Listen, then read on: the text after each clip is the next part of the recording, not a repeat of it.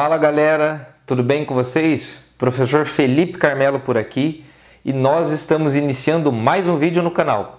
E no vídeo de hoje eu falarei sobre a prova de História do Enem 2023. Começarei dando algumas dicas gerais para a prova e depois abordarei os principais temas, os temas mais recorrentes na prova de História. Se você está interessado nesse vídeo, assista até o final, deixa o like aqui embaixo que me ajuda bastante. Se não está inscrito no canal, se inscreva por favor, compartilhe com os amigos, acredito que esse vídeo vai ajudar muita gente, afinal darei dicas preciosas para a prova de História do Enem. Então vamos lá gente, vamos direto ao que nos interessa, né? Então primeiro de tudo, vamos começar com as dicas gerais, tá?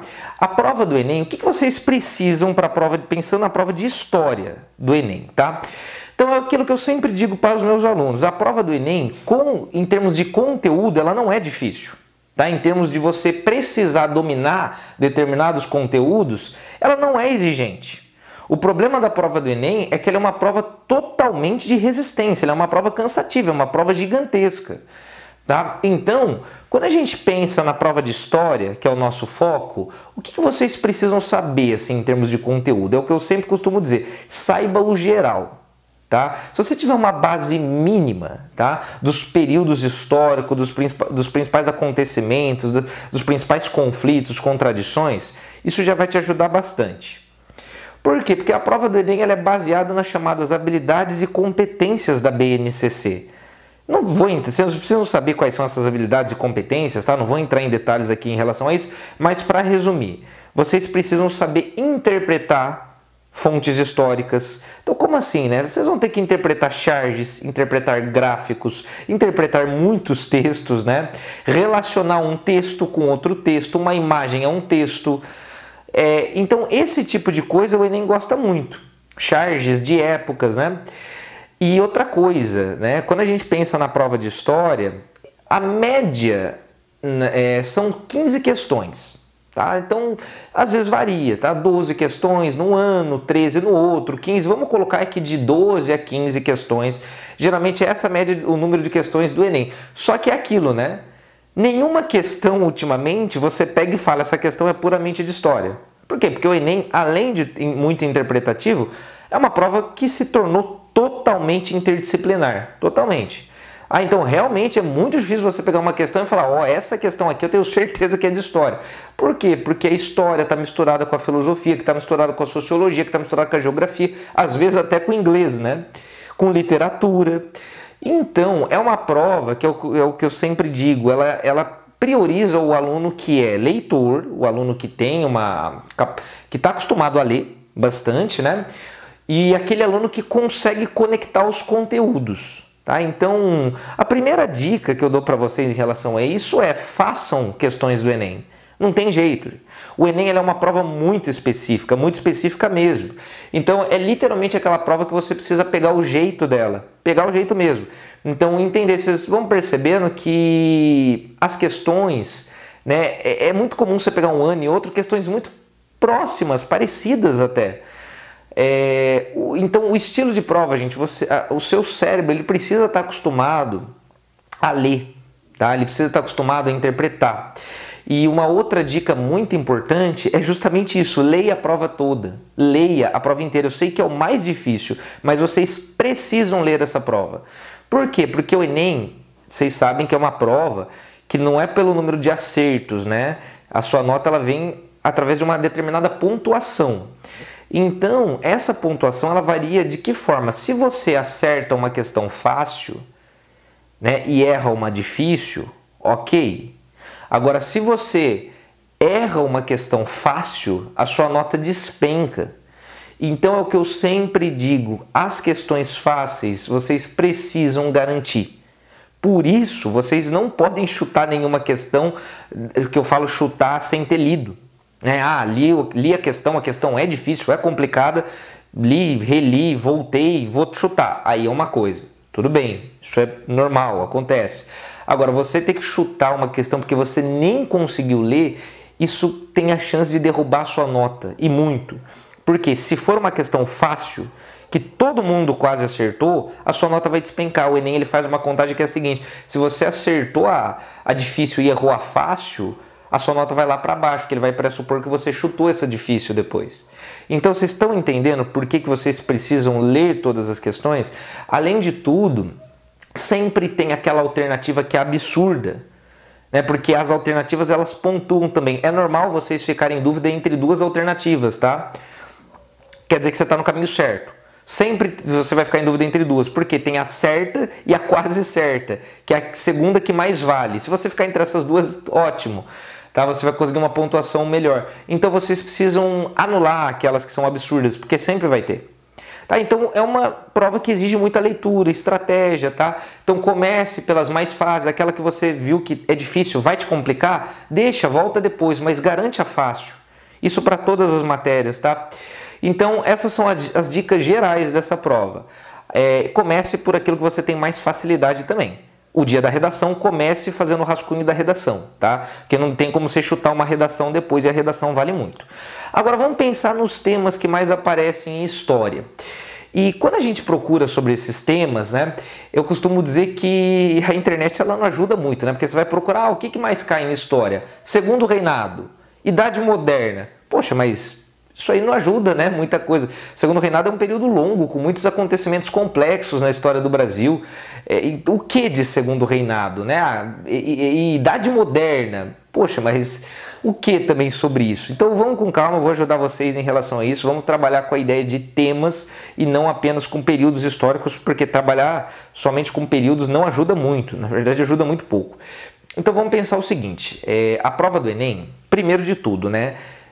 Cerca de 60% das questões de história, ou às vezes até 70%, são sobre história do Brasil. Ou seja, cai bem mais história do Brasil do que história geral. Então, já é a primeira coisa que vocês precisam saber. Dentro de história do Brasil, o que mais cai? Aí é aquilo que eu estava comentando para vocês. Se vocês procurarem, vai estar lá. Cai bastante Segundo Reinado. Cai bastante também Brasil Colônia. Segundo Reinado, Brasil Colônia. Cai também Primeira República e Era Vargas. Esses são os temas de história do Brasil que mais cai. Tudo bem, legal, tá? Dá para ter uma noção. Mas, concorda comigo que não ajudou muito? E história geral, o que aparece? O que tem aparecido nos últimos anos? Tá lá, Idade Moderna. Poxa, Idade Moderna, né? Tem muita coisa dentro de Idade Moderna. O que seria de Idade Moderna, né? Idade Média aparece também, né? A Idade Contemporânea. Tá, mas o que? Então vamos com calma, tá? Vamos trabalhar com a ideia de temas. Como assim temas? Ao invés de eu falar para vocês que cai Brasil, Colônia e Segundo Reinado, para estudarem bastante esses dois períodos, vou falar de temas. Estudem os temas de cidadania, estudem escravidão. Escravidão, gente, e aí tá a dica de ouro, tá? O foco maior nosso aqui.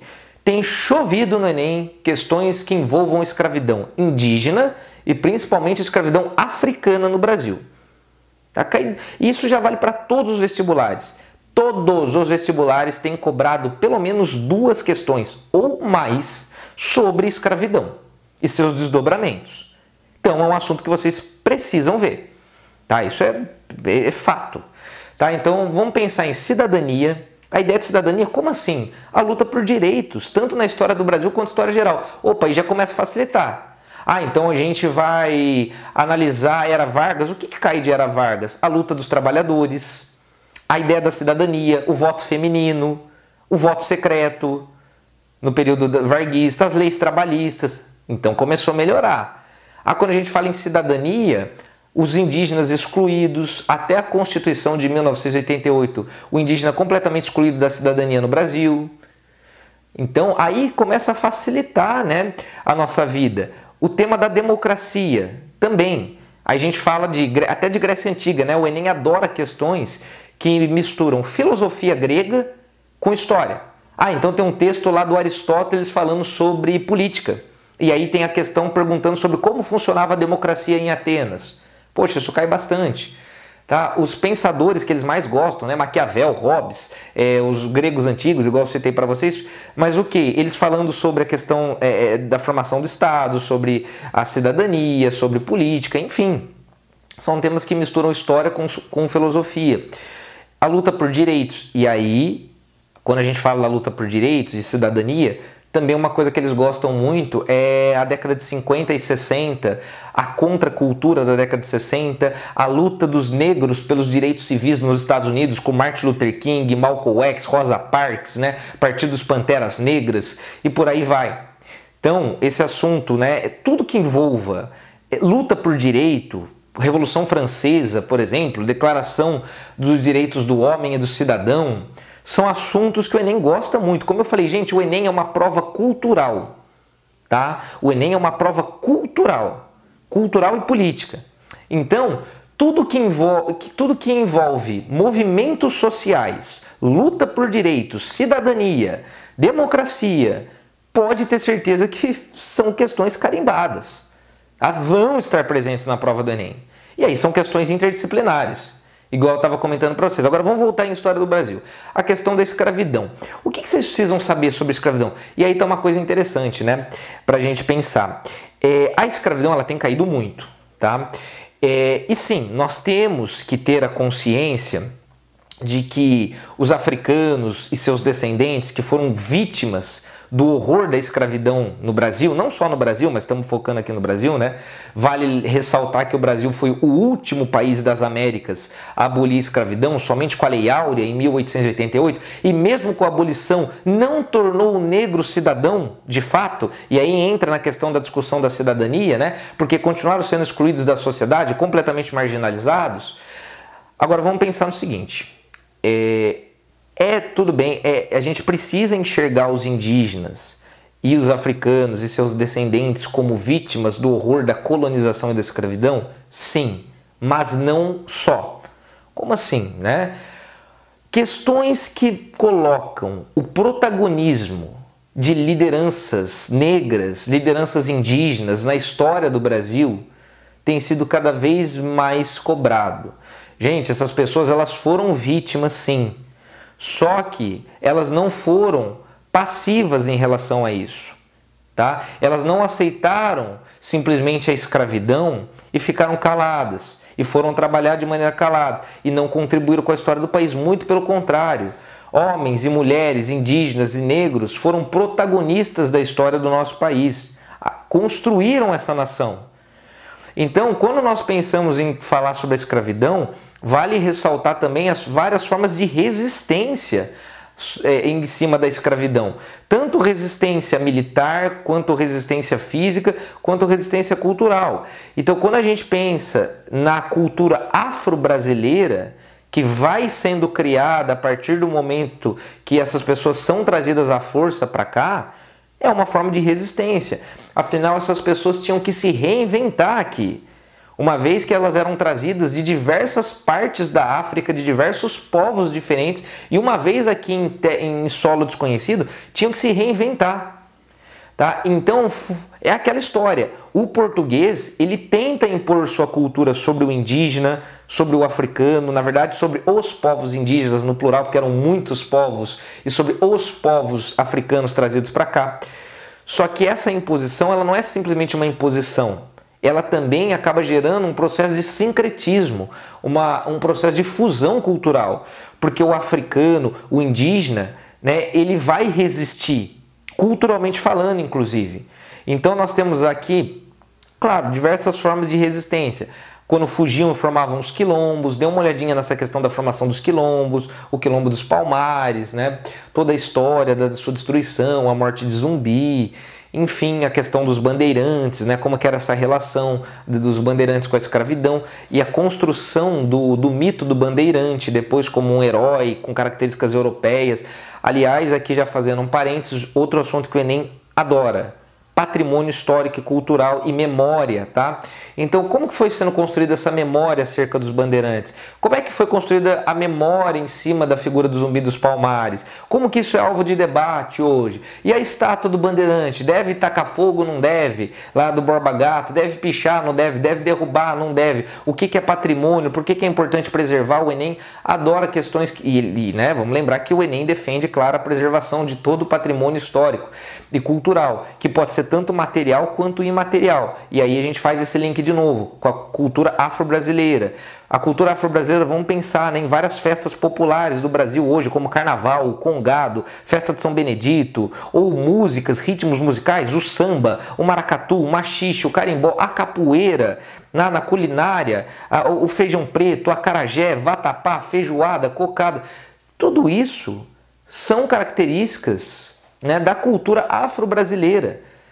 Essas pessoas que foram trazidas para cá, elas tiveram que reinventar, elas acabaram criando uma nova cultura aqui, uma nova cultura que vai se misturando com as culturas europeias, com as culturas indígenas e com as trazidas por esses povos africanos e vai criando essa cultura afro-brasileira, que é uma forma de resistência. Então, apesar do europeu tentar impor, né, essa imposição ela não acontece 100%, nunca acontece, é um choque de culturas e a partir desse choque essas culturas se misturam, o que não quer dizer que isso foi de maneira pacífica, porque não foi. Tá? Então fiquem espertos com isso, a questão das religiões de matriz africana, quanto não sofrem de preconceito, né, como Umbanda, Candomblé e por aí vai, a Macumba, né? Então fiquem espertos em relação a isso, tanto em relação aos africanos quanto em relação aos indígenas. E aí pensar justamente que eu falei que o segundo reinado é um assunto, é algo bastante cobrado, né, na prova do Enem, mas o que sobre o segundo reinado? A escravidão, justamente o processo abolicionista, né? Então deem uma olhada no período ali final da escravidão no Brasil, as várias leis, né? Lei Eusébio de Queiroz, Lei do Ventre Livre, Lei dos Sexagenários, até a Lei Áurea, entender o que foi esse processo de abolição da escravidão, entender que a assinatura da Lei Áurea no dia 3 de maio de 1888 não foi um presente da Princesa Isabel e não foi por conta da Princesa Isabel que a abolição da escravidão ocorreu no Brasil, mas sim por conta de anos e anos de lutas, de lideranças negras que estavam lutando, né? E aí nomes importantes às vezes podem aparecer, como José do Patrocínio, o doutor Luiz Gama, né? Entre outros, Joaquim Nabuco, tá? Então, analisem isso, analisem um pouquinho esse processo abolicionista, como foi complexo, por que foi tão difícil de abolir a escravidão no Brasil e até o papel que a Guerra do Paraguai teve nisso tudo, né? Porque às vezes eles gostam de cobrar questões que aparece a Guerra do Paraguai. Então, sobre o segundo reinado, é mais essa parte final, com foco aí nesse processo abolicionista, tá? Então, deem uma olhada nisso. E como eu estava dizendo para vocês, o Enem gosta muito dessa questão de como que a memória se construiu, identidade, cidadania e tudo mais, né?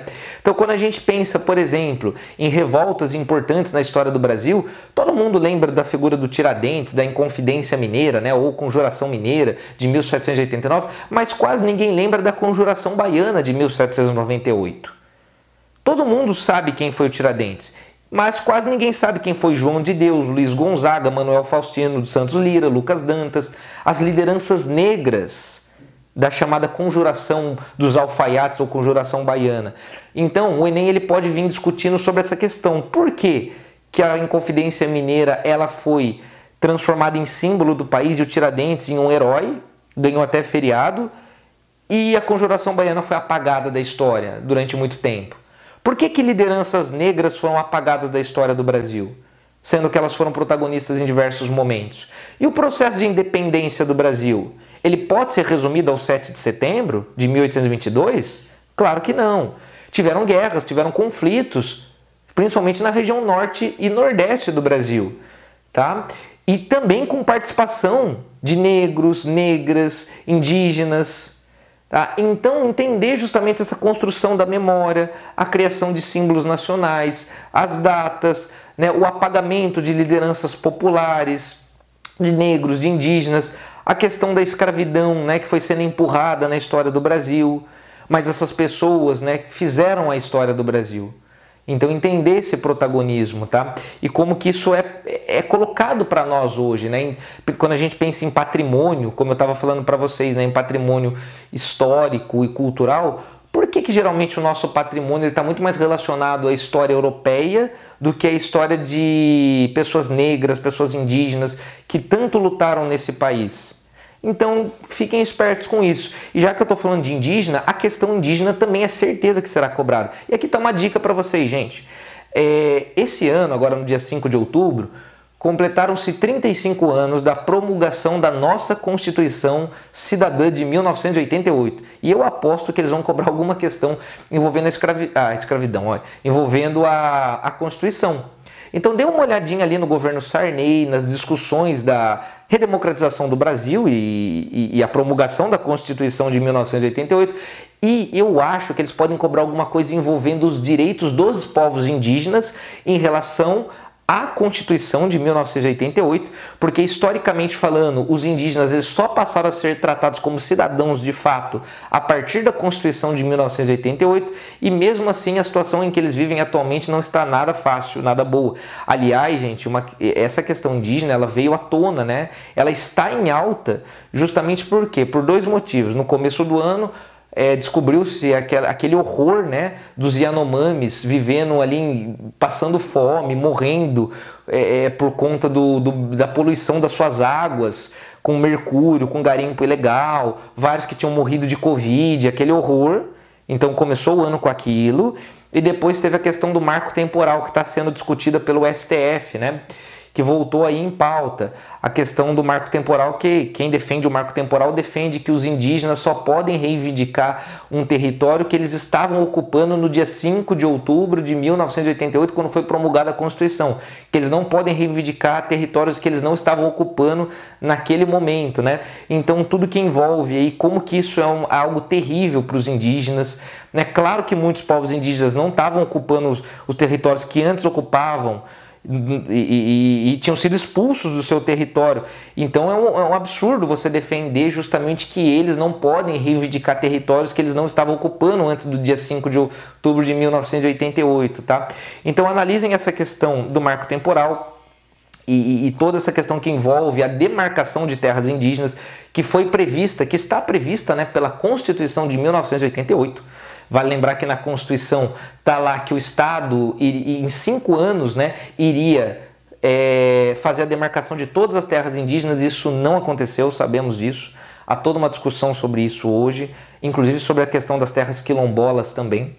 Tá? Então analisem isso com carinho. Tá? Em relação à história geral, como eu falei para vocês, cai bem menos. E tá lá, Idade Moderna cai bastante. Mas o que de Idade Moderna cai bastante? Justamente o período das navegações, né?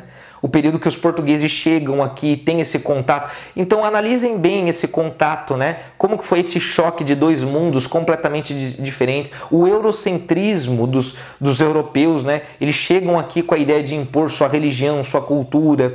Então a visão que eles têm de superioridade, a falta de alteridade, o fato de eles não respeitarem a cultura do outro, não compreenderem e não respeitarem a fé dos povos indígenas, a fé dos povos africanos, as suas culturas, tá? Então analisar justamente isso. Às vezes cai alguma questão sobre feudalismo, então estudem ali as características gerais do feudalismo. E Revolução Francesa, a questão da luta pela cidadania, né? Eles gostam muito. Já comentei com vocês que Grécia Antiga, eles gostam de cobrar alguma coisa relacionada à democracia ateniense. Então deem uma olhada nisso também, que vale a pena. Geralmente são questões interdisciplinares. E às vezes a questão da contracultura, que eu comentei com vocês. Ali alguma das guerras mundiais pode aparecer também. E Era Vargas, em História do Brasil, também cheguei a comentar com vocês. Analisem bem a questão da luta dos direitos, as mulheres, o movimento operário, né, a CLT, e também às vezes alguma coisa da ditadura do Estado Novo, né, a questão da censura. Então, gente, de uma maneira geral, como eu falei, estudem por temas. Tá? Tudo que envolva a luta por direitos, democracia, cidadania, é uma prova muito cultural, como eu falei, sincretismos culturais, coisas desse tipo, tá? Eu espero ter ajudado vocês com esse vídeo. Se ajudou, não esqueça de deixar o like e compartilhar com o seu amigo, sua amiga que vai prestar o Enem, né? E é isso, gente. Um abraço e até a próxima.